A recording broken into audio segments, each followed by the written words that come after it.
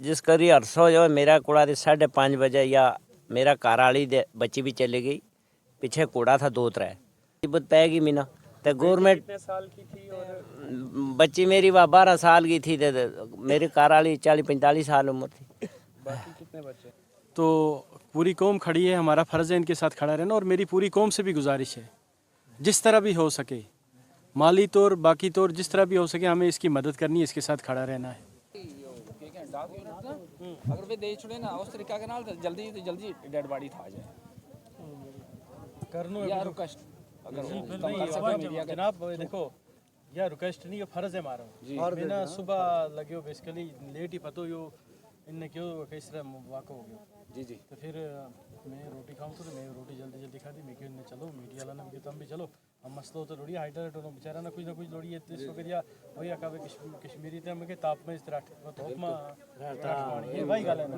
मैं रेना साहब ने फोन किया तो कार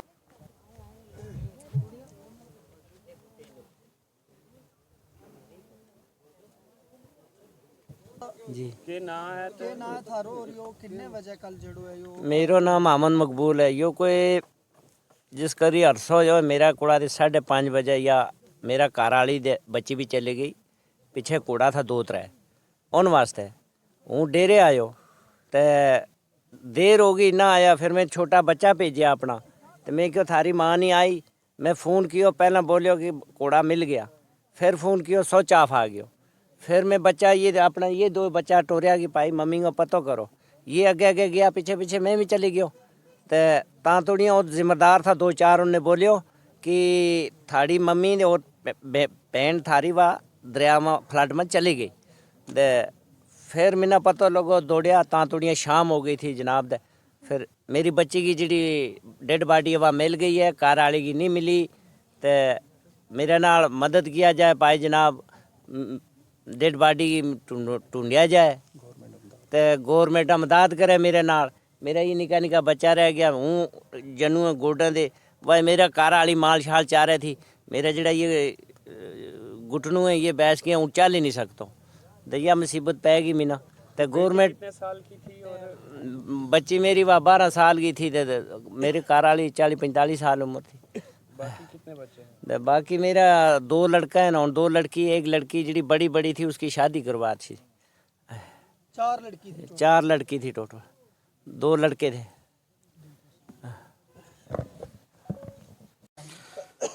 सबसे पहले ये एक अफसोसनाक वाक़ा है, हम सारे लोग इसके साथ खड़ा हैं।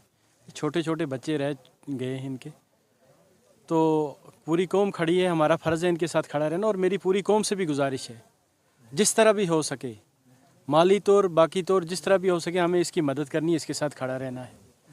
रही जहाँ तक आपने कहा कि पुलिस एडमिनिस्ट्रेशन ने अपना रोल अच्छी तरह से निभाया, लेकिन सिविल इंतज़ामिया अभी टस से मस नहीं हो रही है, बिल्कुल उनका रोल कम है। उनके लिए मैं डीसी साहब से कहना चाहता हूँ, मैं डिविजनल कमिश्नर से, खासकर एलजी साहब से। एलजी साहब ये पिछड़ी हुई कौम है, नोमैडिक हैं बेचारे, जाएंगे तो जाएंगे कहाँ? पहले तो इनके पास ज़मीनें भी नहीं हैं, दर बदर घूमते हैं और फिर इनकी इसी तरह इनके साथ ये हादसे होते हैं। कभी रास्ते चलते हुए गाड़ी के नीचे जाते हैं, कभी पानी में जाते हैं, कभी जंगलों में इनके ऊपर दरख्त गिरते हैं। तो मैं बार बार आप लोगों को कह चुका हूँ कि इस कौम का कोई सोचे, इनके लिए रिहेबिलिटेशन पॉलिसी। तो इसीलिए हम रो रहे थे कि इनको कोई रिहेबिलिटेट किया जाए ताकि इनका कहीं एक जगह का ठिकाना मिले। तो मैं सिविल एडमिनिस्ट्रेशन से कहना चाहता हूँ, एलजी साहब से कहना चाहता हूँ कि एनडीआरएफ की टीम को यहाँ पे मुतहरक किया जाए और जितनी भी एजेंसियाँ हैं, ताकि जो एक डेड बॉडी अभी मिसिंग है, बच्ची की डेड बॉडी मिल चुकी है लेकिन उसकी माँ की डेड बॉडी जो मिसिंग है उसको जल्द अज जल्द ट्रेस किया जाए, ताकि इनकी जो इस वक्त डेड बॉडी ना मिलने की जिस सदमे से गुजरे हैं, जिस परेशानी से गुजरे हैं, उससे इनको आज़ादी मिले और उसके साथ साथ इनको एग्जीक्यूशन रिलीफ दी जाए। और खासकर ऐसी इस तरह की हज़ारों फैमिलियाँ हैं इस कम्युनिटी में, ट्राइबल कम्युनिटी में, उनके लिए रिहेबिलिटेशन के लिए सोचा जाए ताकि आने वाले वक्त में ये गाड़ी के नीचे ना जाए, ये इनके ऊपर जंगल में दरख्त ना गिरे, ये इस तरह नदी नालों में बहकर इनकी मौत ना हो। उसके लिए सरकार को कड़ा कदम उठाना पड़ेगा। मैं कहना चाहता हूँ क्योंकि ये एक पिछड़ी हुई कौम है और वो कौम है जिस कौम ने हर वक्त देश के लिए खड़ा हुई है, देश की सरहदों की हिफाजत की हुई है। और हम उनको इस तरह का सिला नहीं दे सकते हैं कि ये कौम बिल्कुल इसी तरह रहे, इनकी कोई डेवलपमेंट ना हो, इनकी कोई रिहेबिलिटेशन ना हो। उसका बदला हम इस तरह नहीं दे सकते। हमें उसका बदला इस कौम की रिहेबिलिटेशन करके देना चाहिए। कहीं ना कहीं एक सवाल एडमिनिस्ट्रेशन के लिए खड़ा हो रहा है, क्योंकि कल 6 बजे से वाकया जो है सामने आया है, उसके बाद भी एडमिनिस्ट्रेशन टस से मस नहीं हो रही है। देखो, जिस तरह ये तो अफसोसनाक वाक़ा है। एडमिनिस्ट्रेशन को मैं कहना चाहता हूँ, क्या ये लोग इंसान नहीं है?